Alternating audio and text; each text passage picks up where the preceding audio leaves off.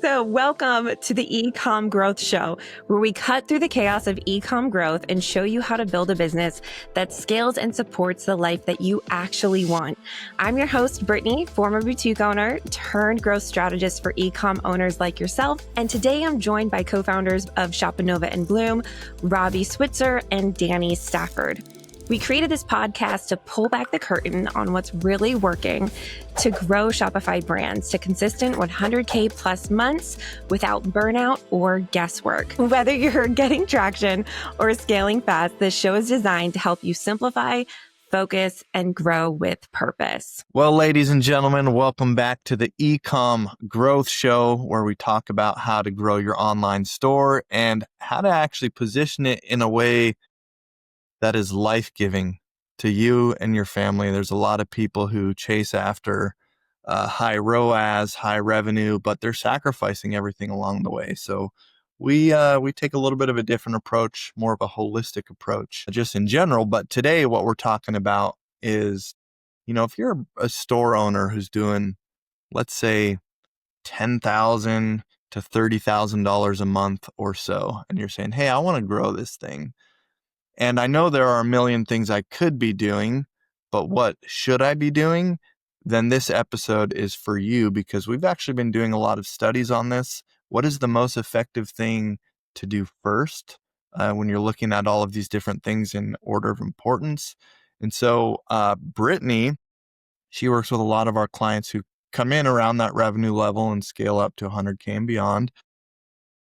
Yeah, this has kind of been the question that she's been wrestling with for months and months and months. And we just kind of, kind of rewrote the way that we advise people to go about putting these growth mechanisms in place. Brittany, I just want to ask you, if you are in that situation, first and foremost, what should you be looking at getting established? Yeah, awesome. So where I recommend everyone starts, regardless of your current sales, is where you're going and where you want to be. So getting really clear on your goals and crystal clear on the type of life you want, the type of business you want to support that life, and how it all kind of works together. When you get clear on your why and your values, the difficult decisions and the bumps along the road called entrepreneurship in between become a lot more simple to navigate through when you're really clear on your vision and your values. So that's why I So encourage everyone to get started. don't scale my ads to $5,000 per day if I don't know where I want to be. Yeah, for sure. Because I've had some clients and they scale their business very quickly. They have it in their head. Okay, if I get this certain revenue number, then it'll fix all my problems. Uh, Mm. we'll actually have conversations. Like I've had clients they've grown from $30,000 to $200,000 months. And sometimes the next month they're like, hey, I'm super burnt out, or like my profitability was super low and I didn't know my numbers and all those things. So yeah, getting clear on, hey, I want to be more profitable. I want this much money per month. This is where my sales are going to be allotted to. This is how I'm going to spend my time. This is my non-negotiables. They're so huge. Mhm. Where you get going, scaling for sure. Yeah, and I love that when you do get that established on day one or whatever, just kind of first and foremost as a foundational piece to the business, you build the business around those things. And then it's not like you don't have to go through this big lifestyle reform in order to gain your life back, because the whole time you've operated under the structure or even the constraints of what you do, the life you do want to live. For example, say when my business is successful, I want to be able to end early and pick my kids up from school at 3 p.m. every day. Well, if you rely on yourself to work till 6 p.m. every day to get the growth you want, then it's like now you're going to have to solve for that again once you get the growth that you're looking for. Whereas if you just do it the way you want it the whole way along, you're forced to do it inside of those non-negotiables. Yeah, I think a lot of business owners can be really unhappy. And a part of that is because we just put all of our fires in our schedule first and we're constantly prioritizing things that have very low value level to us, but seem like high importance. And if you're not scheduling the things that you value the most first and then rearranging everything under that, you're going to fall out of love with your business and fall out of love with your life, Yeah. quickly. So yeah, definitely kind of rearranging that is a bit of a mindset shift. So as soon as you're clear on where you want to go, kind of your values, what's really important to you as a beginning starter, then the more practical next step is email marketing. Email marketing. I'm very passionate about email marketing amongst other forms of marketing. And there's a Um, reason though for it. There is a reason for it. Yeah, 100%. So a lot of e-com stores I work with, if they're starting out, if they're doing even $100,000 a month, which is a whole other thing, um, it's a very low hanging fruit.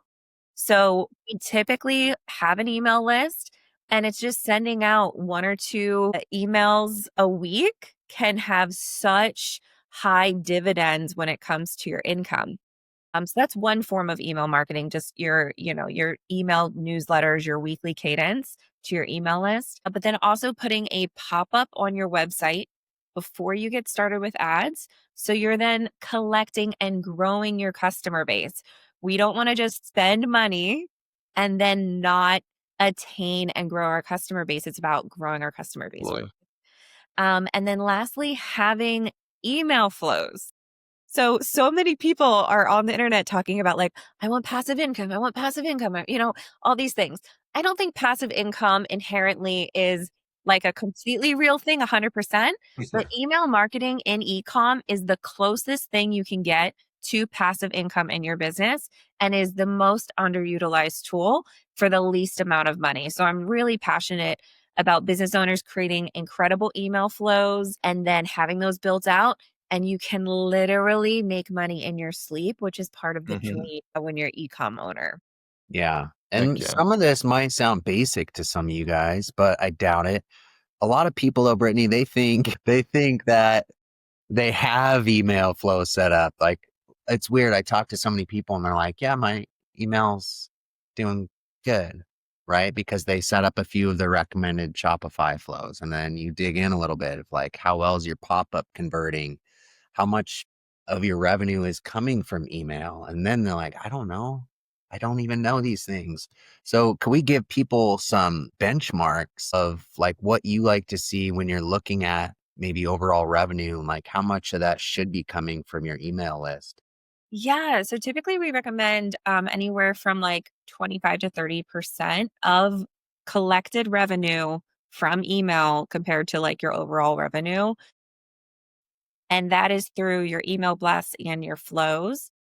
And that's just what's really, really cool to me when I've seen brands scale is originally a lot of brands are very reliant on ads to make them money.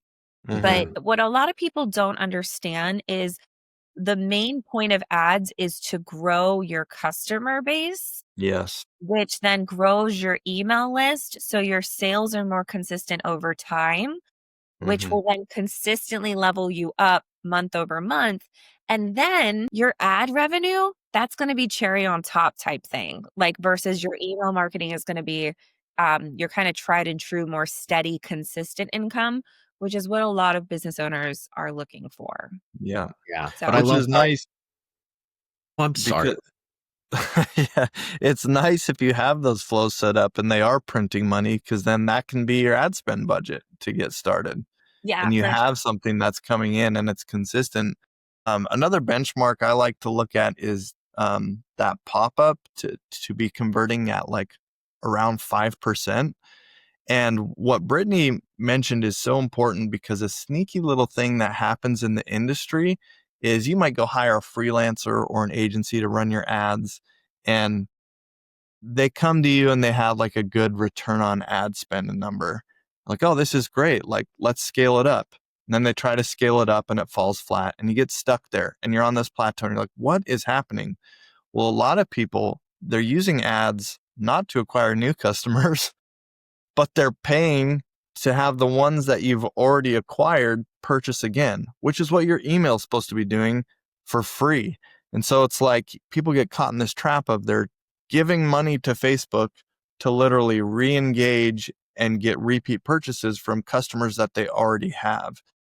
And meanwhile, there's people that are like taking your money and charging you to run that as a service. And so it's like this terrible thing, because you could have all of this foundationally set up correctly on your own, and then you can just kind of like have the ads that you are running to be actually growing your business and expanding out to people that have never even purchased or heard of your brand in the first place. Exactly. I love it, Rob. I love that. Why are you guys laughing at me? Oh, it's just funny that Laughing at you. You can join us and laugh with us. We're not laughing at you. I'm laughing because I started talking when Daniel was starting to talk at the same time, and then we were like, absolutely. It felt so awkward. I was gonna save Brittany because she left the studio for a second, but then we both chimed in at the same time. It was good stuff. I came back and I'm Okay. like, precisely. She has no idea what you just said. It's in the Okay, cool. Vision. Next, email flows, which is awesome. We used to never do that, by the way. We used to run ads first, but now we're like, nope, let's get the foundation set up right so that way ads are more efficient, which might lead us to our next foundation. I don't know. What do we do after we got our email set up? Yeah, and I do want to add, because we talked about flows real quick. When we say flows, I'm talking 3 to 5 emails in each flow, not a one-off email that you did and then that's it. And we typically do recommend using Klaviyo versus just Shopify alone or other third-party email services, because it has really great tools and resources for e-com owners. So a couple Yeah. quick tips there. So after email marketing is kind of dialed in, we're going to navigate to our offer. And what I mean by that is we want to have a saucy offer for first time customers to kind of get them in the door and get integrated with our brand. So part of creating a really great offer is it has to be two-part. It has to feel enticing for a customer. It has to feel good for them, and it has to be really profitable for your business as well. Typically, you can see things like this wouldn't be new to anyone, but when you go to most websites, there's a pop-up that says, hey, do you want to save, 10, 15, 20% on your first purchase? Give us your email in exchange for this discount, yada, yada. And then also using that offer for ads as well to just once again kind of sweeten the deal. You're building When it comes to ads, you're building relationships, and it's that introduction for a new person. So instead of being in the market and saying like, hey, I have cool stuff, come and buy it, you're saying like, hey, I have this free gift for you, or kind of an incentive to kind of help with that journey. So it's a bit of a different approach there. But the second part would be really working on your offer and having a sweet first time Mhm. customer offer. Yep. And do it not with like, don't make an offer on the inventory that you need to get rid of because nobody wants to buy. Like, craft an offer around your best sellers, the most enticing products that you have. You can do quantity breaks, you can do free shipping thresholds, you can do buy one, get one free, you can do bundle offers, just a simple percentage off, but just something that feels exciting and feels like an offer. And you've seen a million of them. Like, they're in every single retail store in the world. And if you look online at the good brands, you'll see examples of things that you could do. But do it with good product that you have inventory of. And yeah, that's a really great next step there, Brittany. Hey, thanks. But one thing I want to just kind of double down on is when you're creating an offer, think of it like switch your perspective. Think about it from a profitability point as a business owner, but the actual offer itself, put yourself in your ideal customer shoes and see Mm-hmm. how you can better serve and help them. So, for Mm-hmm. example, I'm working with a smaller coffee company brand. And we've been working together to kind of curate a really great first time offer. One of the problems that his customers was having that they gave repeat feedback on is, hey, like, I want to sample a couple different of your roasts before I really commit to like a subscription service, for example, because that's kind of our main goal together is scaling his subscription service. So in that vein of thought, thinking of his customer first, he curated a first time offer that has a sampler pack with a free gift. That free gift maybe cost him $3 a piece. It's a mug, but someone would be able to sample. And then they also get a post purchase flow for that first time offer, increasing the subscriptions and like, hey, which one was your favorite? And it's interactive and educational. Like It's that, really beautiful. yeah, like Beautiful that is what example. I'm talking about.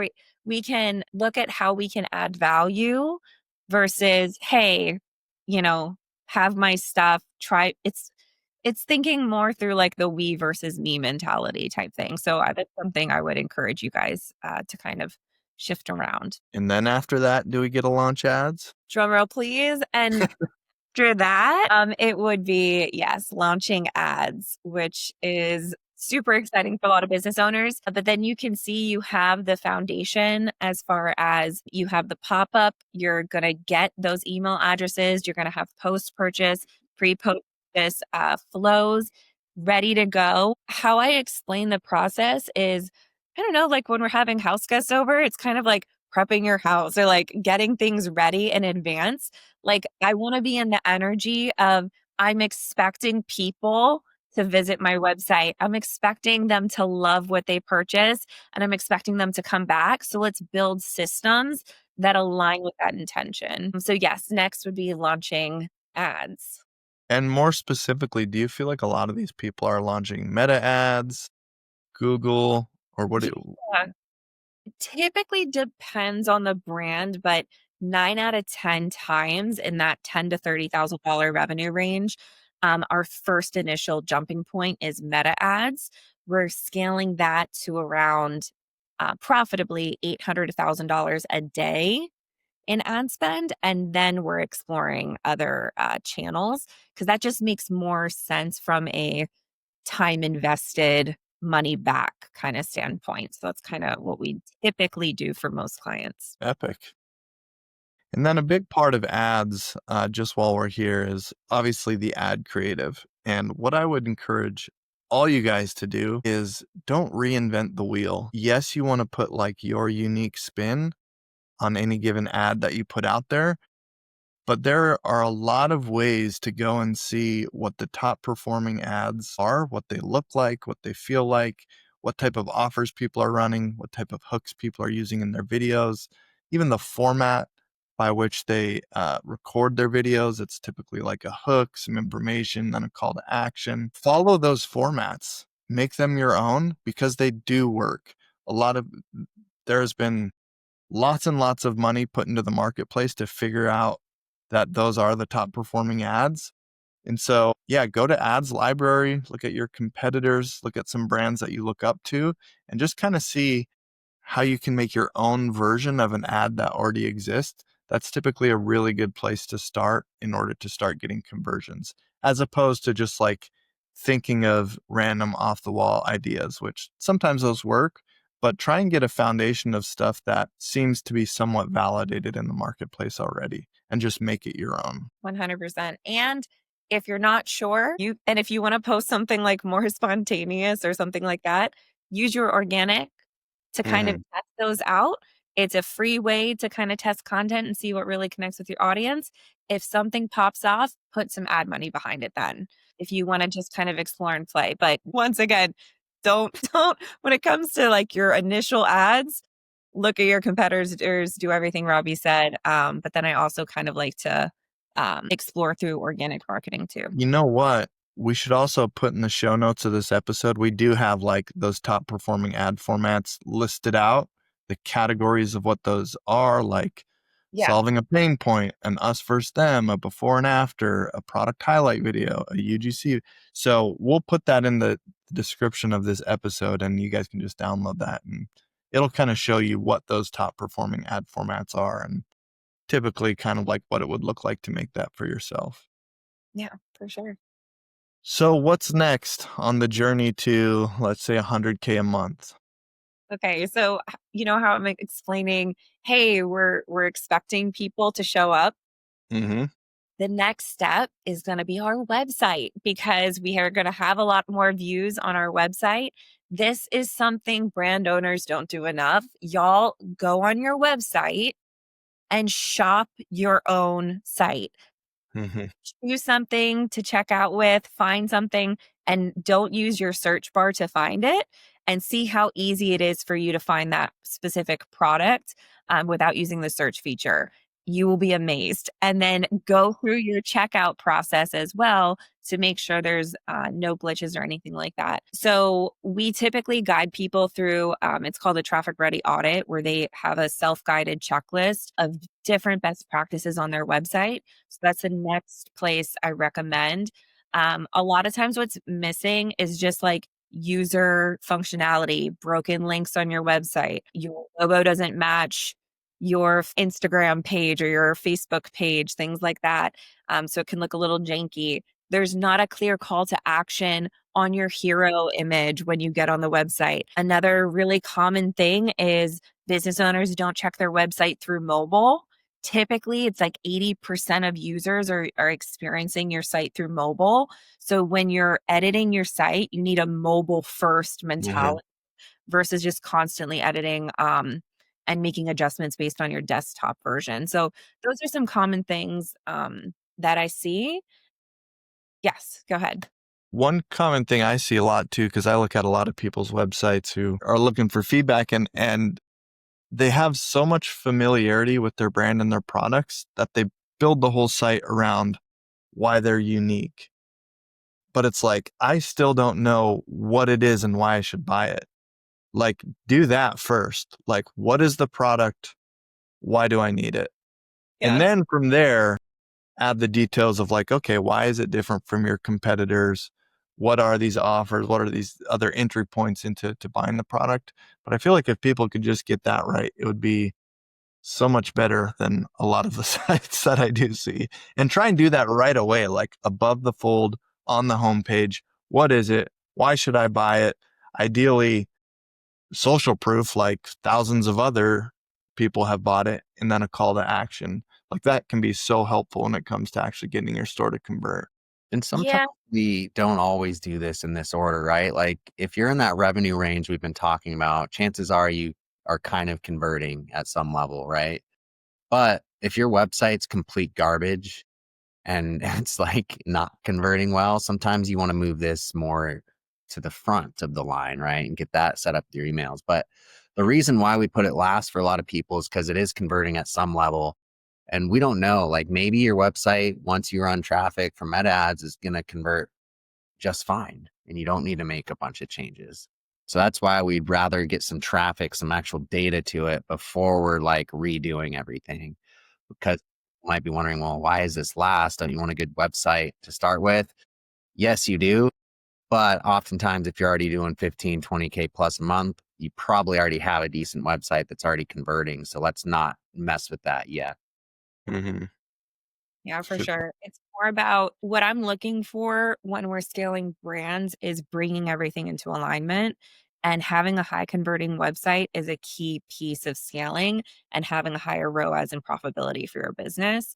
So that's always gonna, we're just kind of tightening things up and making sure everything is in alignment and feels very fluid, which brings me to the last thing I like to look at. I mean, there's a couple other things, but these are like the Mm-hmm. main drivers would be your branding, and really looking at your social profiles, them having a clear call to action, a clear description in the bio, who you're for, what you're about, what product you sell, and then adjusting that and making sure that there's brand alignment on all social channels, including your email marketing and your website. Once again, brand uniformity is so important, and a lot of times that is a missing piece of the puzzle. And it also helps build a lot of trust when you're greeting new people. So if you're greeting a new person, it's like, hey, I'm Brittany. Hey, I'm Ashley Brittany. And it's like, hold on, what's your name? Who are you? What's going on?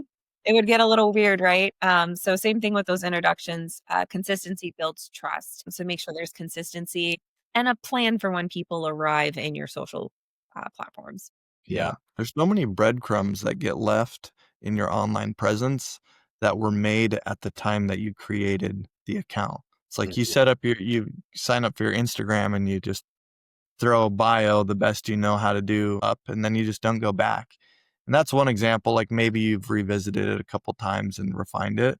But there are a lot of places where it's like, yeah, I did that in a certain frame of mind where I was just setting things up and getting going. And I never went back and made sure it aligns with everything else now that I've kind of arrived at this place that I feel comfortable about. So yeah, definitely audit not just your site, your whole online presence and make sure that there's consistency across all those touch points. Yeah. And brand is going to be the thing that takes you from, $100,000 a month to $1 million a month. Like at that point, it becomes increasingly more important. Um, so if you're already at that point of doing 100K, it's like you should put a lot of your focus there, just making sure you have that brand identity and consistency across the board. For sure. Epic. Well, thank you so much, Brittany. I feel like that gives people a lot to think about. I know for me, when we were helping grow a lot of stores, like we took a lot of different routes, and this feels like the best one right now, and it's based on a ton of data. So definitely feel free to adapt as as needed, because there are some times where, like Daniel said, we'd kind of flip those pillars, but you can only work on so many things at any given time. Probably one thing at a time is best. And so definitely following these pillars can be super helpful in expediting your growth and building a business that actually serves you. So again, guys, in the show notes, we're going to drop top converting ad formats. And until next time, we'll see you later. Thanks for tuning in to the Ecom Growth Show, where clarity replaces chaos and strategy fuels freedom. If today's episode sparked any idea or gave you a clear next step, we'd love for you to subscribe, share it with a fellow brand owner, and leave a review so more entrepreneurs can grow with intention, not overwhelm. For more resources and real talk on scaling your Shopify brand the smart way, follow us on Instagram at Shopanova. Until next time, keep growing with purpose.